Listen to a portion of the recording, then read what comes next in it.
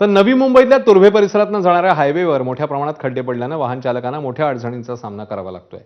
सततच्या पावसामुळे खड्ड्यांमध्ये पाणी साचतं, त्यामुळे त्यांची खोली आणि तीव्रता लक्षात येत नसल्यानं अपघातांचा धोका वाढलाय।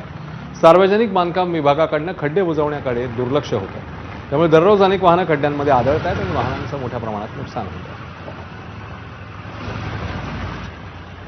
नवी मुंबई महानगरपालिकेचं ऐकलंच होतं बऱ्यापैकी की महाराष्ट्रातली सगळ्यात नंबर 1 ची महानगरपालिका आहे, जशी मुंबई प्रशासनानंतर नवी मुंबईची महानगरपालिका। पण आता हे खड्ड्यांचं साम्राज्य बघता असं वाटतंय की नंबर 1 ची खड्ड्यांमध्ये पहिली झाली आता। तर या खड्ड्यांवरून जाताना आता सुद्धा तुम्हाला जाणवत असेल की हा ब्रिज काय लेवलला हलतोय, म्हणजे कधी तुटेल कधी कळणार नाही। या ब्रिजवरती जे खड्डे आहेत ना, हे गेले जवळजवळ मी 10 ते 15 वर्ष इथून ट्रॅव्हल करतोय आणि हे खड्डे असेच आहेत। यांनी हे खड्डे किंवा हा रिपेअर करण्यापेक्षा बाजूला ब्रिज बांधला, पण हे रिपेअर करायला त्यांच्याकडे वेळ नाही, पैसा नाही किंवा कॉन्ट्रॅक्ट दुसऱ्याला द्यायचं, जे काय असेल ते असेल। पण ऍटलीस्ट मुंबईकरांच्या, नवी मुंबईकरांच्या जीवाची तर खेळू नका।